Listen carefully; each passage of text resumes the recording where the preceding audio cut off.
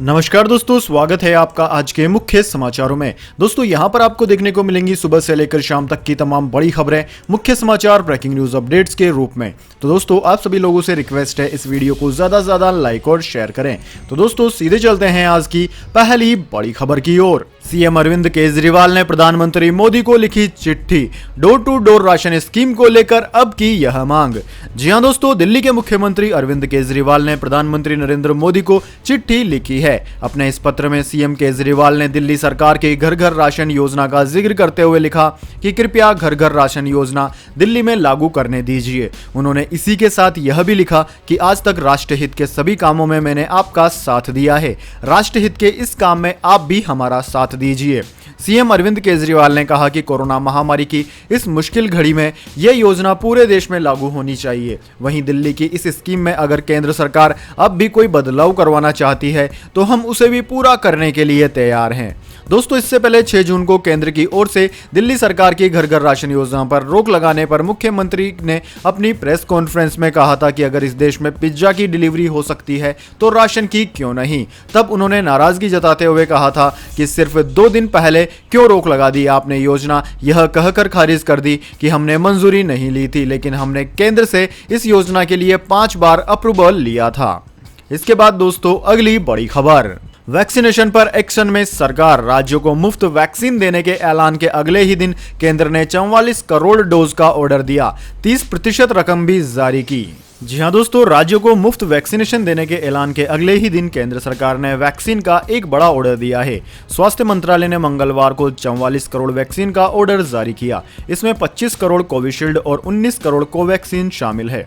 सरकार ने कंपनियों को ऑर्डर की 30% रकम भी एडवांस में जारी कर दी है। प्रधानमंत्री नरेंद्र मोदी ने सोमवार राष्ट्र के नाम संदेश में ऐलान किया था कि 21 जून से 18 साल के ज्यादा उम्र वालों को भी फ्री वैक्सीन का फायदा मिलेगा। स्वास्थ्य मंत्रालय ने वैक्सीनेशन प्रोग्राम की नई गाइडलाइंस जारी कर दी है। इसके मुताबिक केंद्र सरकार वैक्सीन निर्माता कंपनियों से 75% डोज खरीद कर राज्यों को मुफ्त में देगी, लेकिन राज्यों को वैक्सीन के डोज वेस्ट करने से बचना होगा, नहीं तो उन्हें मिलने वाली सप्लाई पर असर पड़ेगा। साथ ही कहा गया है कि प्राइवेट अस्पतालों के लिए वैक्सीन की कीमत मैन्युफैक्चरर कंपनियां ही घोषित करेंगी।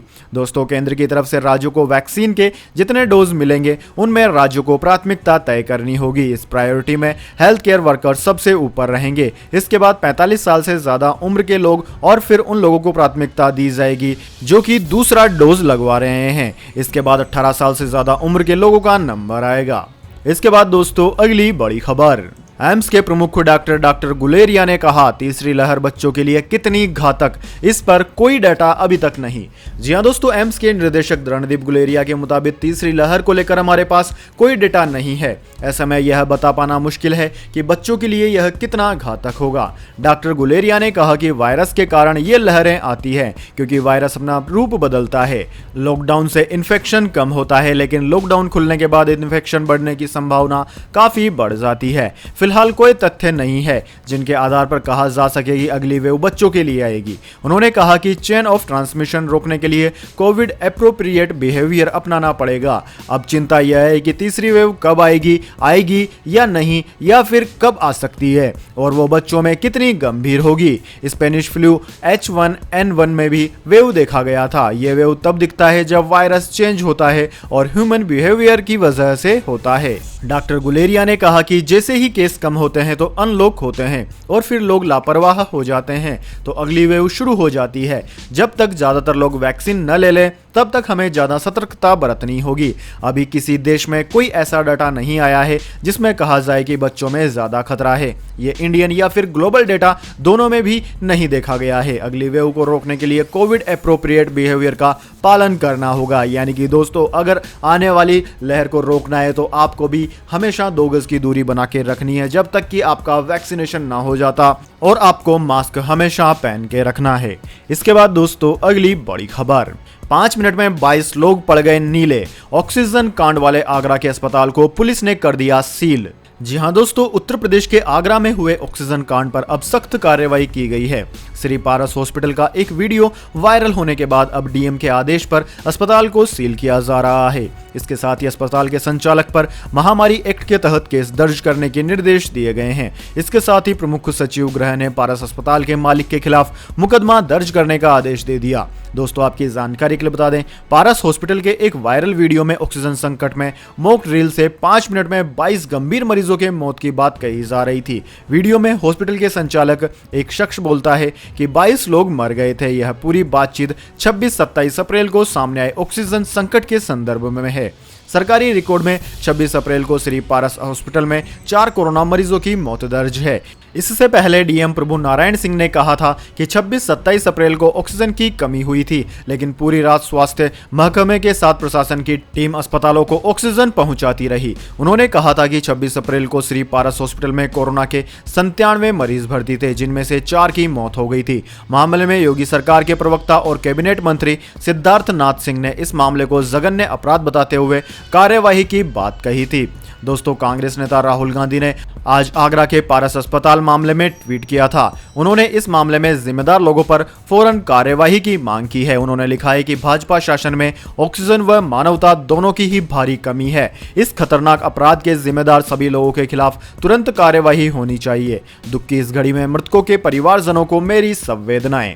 इसके बाद दोस्तों, अगली बड़ी खबर, अब चीन के बुरे दिन होने वाले हैं शुरू। कोरोना वायरस पर अमेरिकी रिपोर्ट भी आई सामने। जी हां दोस्तों, कुछ समय पहले हुए एक अध्ययन में कहा गया कि कोरोना वायरस चीन में वुहान की एक लैब में बना और वहीं इसकी उत्पत्ति हुई। अब अमेरिका की रिपोर्ट भी इसी दावे पर मुहर लगा रही है। अमेरिका ने अपनी इस रिपोर्ट में कहा है कि कोविड-19 वायरस वुहान की लैब से ही लीक हुआ होगा, ऐसी संभावना है। वॉल स्ट्रीट जर्नल की रिपोर्ट के मुताबिक कोविड-19 की उत्पत्ति पर इस रिपोर्ट में अमेरिकी यूएस गवर्नमेंट की नेशनल लेबोरेटरी ने कहा कि वायरस वुहान की एक चाइनीज लैब से लीक हुआ, ऐसा संभव हो सकता है और इसकी आगे जांच की जरूरत है। दोस्तों, आपकी जानकारी के लिए बता दें, कोरोना वायरस की उत्पत्ति को लेकर यह अध्ययन मई 2020 में कैलिफोर्निया की लॉरेंस लिवरमोर नेशनल लेबोरेटरी ने किया था। ट्रंप के हटने से ठीक पहले स्टेट डिपार्टमेंट की तरफ से वायरस के मूल स्रोत को लेकर जांच करने के आदेश दिए गए थे। लॉरेंस लिवरमोर का अध्ययन कोविड-19 वायरस के जीनोमिक एनालिसिस पर आधारित है। हालांकि लॉरेंस लिवरमोर ने वॉल स्ट्रीट जर्नल की रिपोर्ट पर कमेंट करने से इनकार कर दिया है। राष्ट्रपति जो बाइडेन ने पिछले महीने कहा था कि उन्होंने कोरोना वायरस की उत्पत्ति कैसे हुई, इसका जवाब ढूंढने के लिए अपने सहयोगियों को आदेश दिए हैं। दोस्तों, अमेरिका के राष्ट्रीय सुरक्षा सलाहकार जैक सुलिवन ने कहा है कि कोविड-19 की उत्पत्ति के बारे में जानकारी देने और पारदर्शिता बनाए रखने के लिए अमेरिका अंतर्राष्ट्रीय समुदाय के साथ मिलकर चीन पर दबाव बनाना जारी रखेगा। इसके बाद दोस्तों, अगली बड़ी खबर, प्रधानमंत्री मोदी से मिले उद्धव ठाकरे, मराठा आरक्षण समेत कई मुद्दों पर हुई चर्चा। जी हां दोस्तों, महाराष्ट्र के मुख्यमंत्री उद्धव ठाकरे ने दिल्ली में प्रधानमंत्री नरेंद्र मोदी के साथ मुलाकात की। इस दौरान दोनों नेताओं के बीच मराठा आरक्षण और चक्रवात राहत उपायों के लिए वित्तीय सहायता जैसे मुद्दों पर चर्चा संभव है। दोस्तों, उद्धव के साथ डिप्टी सीएम अजित पवार और मंत्री अशोक चौहान भी इस बैठक में मौजूद थे। प्रधानमंत्री के बैठक के बाद सीएम उद्धव ठाकरे ने कहा कि महाराष्ट्र समेत देश के सभी राज्यों को जल्द से जल्द वैक्सीन चाहिए। उन्होंने कहा कि केंद्र ने ये जिम्मेदारी राज्यों को सौंपी थी, लेकिन वैक्सीन की सप्लाई ही बीच में ठीक नहीं रही। उन्होंने बताया कि मराठा आरक्षण, मेट्रो के कार शेड, जीएसटी मुआवजे से जुड़े मुद्दों पर प्रधानमंत्री से बातचीत हुई। उद्धव ने उम्मीद जताई है कि मंगलवार को प्रधानमंत्री की ओर से किए गए ऐलान के बाद वैक्सीन सप्लाई में आने वाली रुकावटें दूर हो जाएंगी और जल्द ही हर भारतीय तक वैक्सीन की पहुंच होगी। बीजेपी के रिश्तों पर उन्होंने कहा कि हम राजनीतिक तौर पर साथ नहीं हैं, इसका मतलब यह नहीं है कि हमारा रिश्ता टूट गया है। उन्होंने कहा कि मैं कोई नवाज शरीफ से मिलने नहीं गया था जो अलग से जाकर उनसे बात करनी पड़े, इसमें कुछ छुपाने जैसा नहीं है। इसके बाद दोस्तों, अगली बड़ी खबर, राजस्थान सरकार ने किए 15 आईपीएस अधिकारियों के ट्रांसफर, लिस्ट में 3 विवादित एसपी भी शामिल। जी हां दोस्तों, राजस्थान सरकार ने 15 आईपीएस अधिकारियों का तबादला किया है, जिनमें 6 जिलों के पुलिस अधीक्षक शामिल हैं। राज्य सरकार ने जिन पुलिस अधिकारियों का तबादला किया है, उनमें से 3 हाल ही में किसी न किसी कारण से विवादों में रहे थे। इन तबादलों के तहत राजस्थान सरकार ने हिम्मत अभिलाष टाक को सिरोही के पुलिस अधीक्षक पद से हटाकर किशनगढ़ में पुलिस प्रशिक्षण केंद्र में लगा दिया। टाक पर 6 दिन पहले ही शराब माफियों से गठजोड़ में संलिप्त होने का आरोप लगा था। इसके अलावा भी दोस्तों कई और आईपीएस अधिकारियों की बदली हुई है। इसके बाद दोस्तों, अगली बड़ी खबर, सागर धनक्कड़ हत्या मामले में पुलिस का खुलासा, गवाहों को नुकसान पहुंचा सकता है सुशील कुमार। जी हां दोस्तों, सागर धनक्कड़ हत्याकांड मामले में गिरफ्तार ओलंपियन सुशील कुमार को लेकर दिल्ली पुलिस ने एक नया खुलासा किया है। पुलिस ने 4 पीड़ितों गवाहों को सुशील और उसके साथियों से खतरा बताया है। इन लोगों के लिए कोर्ट से सुरक्षा की गुहार भी लगाई है। दिल्ली पुलिस ने खुलासा किया है कि सुशील और उसके साथी इन गवाहों को नुकसान पहुंचा सकते हैं। क्राइम ब्रांच ने अदालत से कहा है कि हत्याकांड में शामिल आरोपी सुशील कुमार इंटरनेशनल रेसलर है और उसके पास पैसा और रसूख दोनों है। इसके अलावा पुलिस की दलील है कि ओलंपियन एक प्रभावशाली इंसान है, लिहाजा सुशील और उसके साथी गवाहों को नुकसान पहुंचा सकते हैं। अदालत में बड़ा खुलासा करते हुए पुलिस ने बताया कि इस केस में गिरफ्तार सुशील के 4 साथियों का पुराना क्रिमिनल रिकॉर्ड भी रहा है। सभी को दिल्ली के छत्रसाल स्टेडियम में वारदात को अंजाम देने के लिए सुशील ने ही बुलाया था। इसके बाद दोस्तों अगली बड़ी खबर, इनकम टैक्स की नई वेबसाइट क्रैश, वित्त मंत्री ने इन्फोसिस की लगा दी क्लास, कहा टैक्स पेयर्स को निराश न करें। जी हां दोस्तों, इनकम टैक्स की नई वेबसाइट को लेकर लोगों की शिकायतें सामने आ रही है। ट्विटर पर कई लोगों ने लिखा है कि यह वेबसाइट खुल नहीं रही है। कई लोगों ने इस शिकायत को सीधी वित्त मंत्री निर्मला सीतारमण तक भी पहुंचा दिया। दोस्तों आपकी जानकारी के लिए बता दें, 7 जून को इनकम टैक्स का नया ई पोर्टल लॉन्च किया गया था। वेबसाइट क्रैश होने को लेकर लोगों की शिकायतें मिलने के बाद वित्त मंत्री ने सीधा इन्फोसिस को फटकार लगा दी। इन्फोसिस ने ही इस वेबसाइट को बनाया है और उसको मेंटेन करने का जिम्मा भी उसी का है। वित्त मंत्री ने लिखा है कि ई फिलिंग पोर्टल 2.0 कल रात 8:45 पर लॉन्च किया गया। मुझे इसे लेकर कई शिकायतें मिल रही है। मेरी टाइमलाइन पर लोगों की लगातार शिकायतें आ रही है। मुझे उम्मीद है कि इन्फोसिस और नंदन नीलेकड़ी सेवाओं की गुणवत्ता को लेकर हमारे टैक्स पेयर्स को निराश नहीं करेंगे। टैक्स पेयर्स के लिए इजी इन कॉम्प्लायंस हमारी प्राथमिकता है। उन्होंने ये ट्वीट इन्फोसिस और नंदन नीलेमणि को टैग करते हुए लिखा है। इसके बाद दोस्तों अब जान लेते हैं पूरी दुनिया और भारत में क्या है इस महामारी की वर्तमान ताजा स्थिति। सबसे पहले दोस्तों बात करते हैं वर्ल्ड वाइड यानी कि पूरी दुनिया की। तो दोस्तों पूरी दुनिया में अब तक इस महामारी के 17,36,39,000 से ज्यादा मामले सामने आए हैं, जिनमें से 37,37,000 से ज्यादा लोगों की जान चली गई है। दोस्तों पूरी दुनिया में सर्वाधिक प्रभावित देशों की बात की जाए तो उनमें यूनाइटेड स्टेट्स यानी कि America, India, Brazil, France, Turkey, Russia, United kingdom, Italy, Argentina आदि मुख्य देश हैं।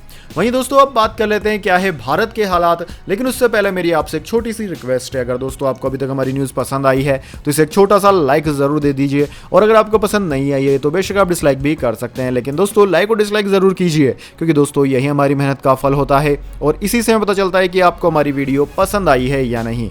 तो दोस्तों जल्दी से जान लेते हैं क्या है भारत के हालात। दोस्तों भारत में इस वक्त तक 2,89,96,000 से ज्यादा इस महामारी के मामले सामने आए हैं, जिनमें से 3,51,000 से ज्यादा लोगों की मौत हो चुकी है। पिछले 24 घंटों में हालांकि लगातार मामले कम हो रहे हैं। पिछले 24 घंटों में 86,498 नए मामले सामने आए हैं। सर्वाधिक प्रभावित राज्यों की बात की जाए भारत के तो उनमें महाराष्ट्र, कर्नाटक, केरला, तमिलनाडु, आंध्र प्रदेश, उत्तर प्रदेश, वेस्ट बंगाल, दिल्ली, छत्तीसगढ़, राजस्थान, ओडिशा आदि राज्यों का नाम आता है। इसके बाद दोस्तों अगली बड़ी खबर, आंगनबाड़ी कार्यकर्ताओं को स्मार्टफोन से लैस करेगी योगी सरकार। जी हां दोस्तों, उत्तर प्रदेश की योगी सरकार जल्द ही प्रदेश की आंगनबाड़ी कार्ययत्रियों को स्मार्टफोन से लैस करने जा रही है। सरकार की योजना है कि हर आंगनबाड़ी कार्ययत्री को स्मार्टफोन देगी। यही नहीं, सरकार सभी को स्मार्टफोन के बेहतर उपयोग के लिए प्रशिक्षण भी देगी। इस संबंध में सीएम योगी आदित्यनाथ ने अफसरों को निर्देश भी दिए हैं। दरअसल दोस्तों सरकार का मानना है कि स्मार्टफोन देने से आंगनबाड़ी कार्यक्रमों में पारदर्शिता के साथ समय भी कम लगेगा। अब कार्यकर्त्रियों की मुट्ठी में आंगनबाड़ी की हर योजना का डाटा साथ रहेगा।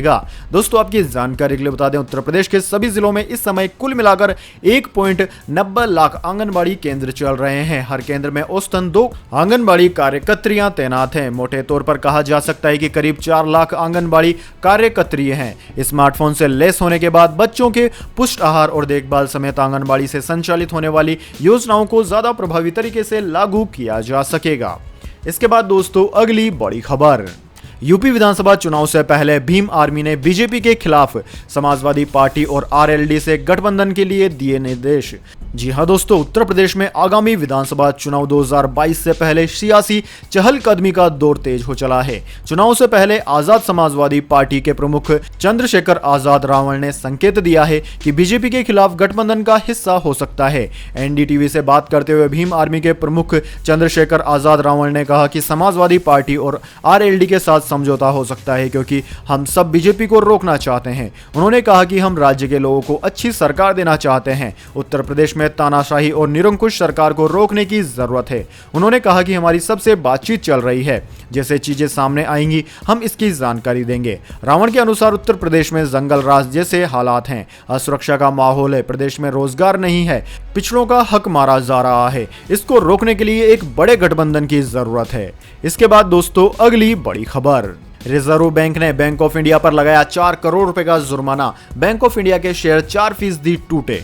जी हां दोस्तों, नियमों और उचित मापदंडों का उल्लंघन करने पर बैंक ऑफ इंडिया पर रिजर्व बैंक ऑफ इंडिया ने 4 करोड़ रुपए का जुर्माना लगाया है। आरबीआई के द्वारा पेनल्टी लगाए जाने के बाद मंगलवार को बैंक ऑफ इंडिया यानी कि बीओआई के शेयर करीब 4% गिरकर 81.40 रुपए के भाव पर आ गए हैं, जबकि सोमवार को इसके शेयर 84.60 रुपए पर बंद हुए थे। हालांकि दिन चढ़ने के साथ इसके शेयर की कीमतों में मामूली सुधार हुआ। बैंक ऑफ इंडिया के शेयर 2.78% गिरकर 82.25 रुपए पर बंद हुआ। हालांकि दोस्तों आज लगभग सभी बैंकों के शेयर में गिरावट दर्ज की गई है। निफ्टी बैंक 1% से अधिक यानी कि 358.35 अंक गिरकर 35,085.30 अंक पर बंद हुआ। इसके बाद दोस्तों अगली बड़ी खबर, मौसम समाचार, वेदर अपडेट। जानिए अगले 24 घंटे और पिछले 24 घंटे के मौसम समाचार। सबसे पहले दोस्तों बात करते हैं बीते 24 घंटों की। तो दोस्तों पिछले 24 घंटों के दौरान लक्षद्वीप, अंडमान और निकोबार द्वीप समूह, उत्तरी तटीय तमिलनाडु के कुछ हिस्सों, कोकण और गोवा, असम, मेघालय, अरुणाचल प्रदेश और गंगीय पश्चिम बंगाल में हल्की से मध्यम बारिश के साथ कुछ स्थानों पर भारी वर्षा हुई है। पूर्वी बिहार, झारखंड के कुछ हिस्सों, मध्य प्रदेश, छत्तीसगढ़, तेलंगाना, बिहार के कुछ हिस्सों, केरल और आंतरिक तमिलनाडु में हल्की से मध्यम बारिश हुई।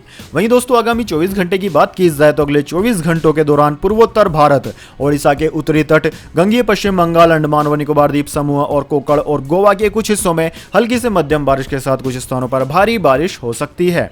केरल, तमिलनाडु के कुछ हिस्सों, आंतरिक कर्नाटक, रायलसीमा, मध्य महाराष्ट्र, मराठवाड़ा, पूर्वी बिहार और झारखंड के कुछ हिस्सों में हल्की से मध्यम बारिश हो सकती है। इसके अलावा दोस्तों उत्तर प्रदेश और दक्षिणी गुजरात के कुछ हिस्सों में भी हल्की बारिश की उम्मीद है। इसके बाद दोस्तों अगली बड़ी खबर, गोल्ड सिल्वर प्राइस टुडे। जानिए क्या है सोने और चांदी के दाम। दोस्तों सोने और चांदी की कीमतों में आज गिरावट दर्ज की गई है। MCX पर सोना वायदा मामूली गिरावट के साथ 49,131 रुपए प्रति 10 ग्राम पर बंद हुआ, जबकि चांदी 0.3% गिरकर 71,619 रुपए प्रति किलोग्राम पर बंद हुई है। इसके अलावा दोस्तों अंतर्राष्ट्रीय बाजारों में कमजोर डॉलर और कम बॉन्ड यील्ड द्वारा समर्थित सोने की दरें सपाट थी। हाजिर सोना $1900 प्रति औंस के करीब, जबकि चांदी की बात की जाए तो चांदी $28 प्रति औंस के करीब रही। इसके बाद दोस्तों अगली बड़ी खबर, पूर्वी लद्दाख के पास चीनी वायुसेना ने किया अभ्यास, अलर्ट मोड पर रही भारतीय सेना। जी हां दोस्तों, भारत और चीन के बीच पूर्वी लद्दाख में 1 साल से भी ज्यादा समय से तनातनी जारी है। दोस्तों दोनों देशों के बीच चले कई दौर की वार्ता के बाद सेनाएं पीछे हटी और तनाव थोड़ा कम हुआ। हालांकि ड्रैगन पर भरोसा नहीं करते हुए भारतीय सेना किसी भी परिस्थिति का सामना करने के लिए तैयार रहती है। इसी बीच चीन ने एक बार फिर से उकसावे की कार्यवाही शुरू कर दी है। दरअसल दोस्तों समाचार एजेंसी ANIA की खबर के मुताबिक चीनी वायुसेना ने हाल ही में पूर्वी लद्दाख के पास अपने हवाई अड्डों से एक बड़ा हवाई अभ्यास किया। पूर्वी लद्दाख के सामने करीब 2 दर्जन चीनी लड़ाकू विमानों ने अभ्यास किया। इसके बाद से ही भारतीय सेना अलर्ट मोड पर है और चीन की गतिविधियों पर पैनी नजर बनाए हुए है। दोस्तों रक्षा सूत्रों का कहना है कि चीनी सेना के इस अभ्यास में लगभग 21-22 चीनी लड़ाकू विमानों ने हिस्सा लिया। इसमें मुख्य रूप से J-11 शामिल थे। इसके अलावा J-16 विमान भी उड़ान भरते हुए नजर आए। सूत्रों का कहना है कि भारतीय सेना भी पूरी तरह से सतर्क है और चीन की हरकतों पर कड़ी नजर बनाए हुए है। दोस्तों आपकी जानकारी के लिए बता दें, चीन की हरकतों को देखते हुए भारतीय सेना ने पिछले साल से ही सीमा पर बड़ी संख्या में सैनिकों और लड़ाकू विमानों की तैनाती कर रखी है। सूत्रों के मुताबिक इस अभ्यास के दौरान चीनी लड़ाकू विमान अपनी सीमा में थे।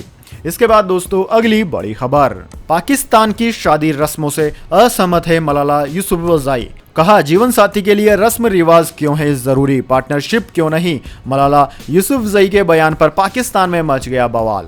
जी हां दोस्तों, ब्रिटेन की मशहूर मैगजीन वोंग को दिए गए नोबेल पुरस्कार से सम्मानित मलाला यूसुफजई के इंटरव्यू पर पाकिस्तान में बवाल खड़ा हो गया है। दरअसल दोस्तों इंटरव्यू में मलाला ने शादी की रस्मों से असहमति जताई। उन्होंने कहा कि मुझे अब तक यह बात समझ नहीं आई कि लोग आखिर शादी करते क्यों हैं। अगर आपको हमसफर या फिर जीवन साथी चाहिए तो उसके लिए कागजों पर सिग्नेचर सिग्नेचर की क्या जरूरत है, यह पार्टनरशिप क्यों नहीं हो सकती। मलाला की यह बात हवा की तरह पाकिस्तान में पहुंच गई और बवाल खड़ा हो गया। उन्होंने रोमांस और पार्टनरशिप को लेकर भी कुछ बातें कही। न्यूज चैनलों पर लानत मलानत होने लगी। 90% को उनकी बातें और तर्क हजम नहीं हुए। इसमें मथिरा खान जैसी एक्ट्रेस भी शामिल थी। फिलहाल मलाला ब्रिटेन के बर्मिंघम में रहती है और अब ऑक्सफोर्ड से ग्रेजुएट है। तो दोस्तों यह थी आज की अभी तक की तमाम बड़ी खबरें। इसके बाद दोस्तों बारी आती है आज के माइंड क्विज क्वेश्चन की। जी हाँ दोस्तों, एक आसान से सवाल का जवाब देकर आप जीत सकते हैं एक अमेजिंग सरप्राइज गिफ्ट हमारे यूट्यूब चैनल की ओर से। तो दोस्तों आज का सवाल आपकी स्क्रीन पर आ चुका है। पंजाब केसरी के नाम से कौन विख्यात थे। जी हाँ दोस्तों, आप जानते हैं उन स्वतंत्रता सेनानी का नाम जो कि पंजाब केसरी के नाम से जाने जाते थे। तो जल्दी से कमेंट बॉक्स में उनका नाम लिख दीजिए। अगर दोस्तों आपका जवाब होता है एकदम सही और आप चुन ले जाते हैं लकी विजेता के रूप में, तो आपको मिल सकता है एक अमेजिंग सरप्राइज गिफ्ट हमारे यूट्यूब चैनल की ओर से। तो दोस्तों जल्दी से अपना उत्तर कमेंट बॉक्स में लिख दीजिए, वीडियो को लाइक कर लीजिए और चैनल को सब्सक्राइब करके बेल आइकन भी दबा लीजिए। धन्यवाद। वंदे मातरम। जय हिंद, जय भारत।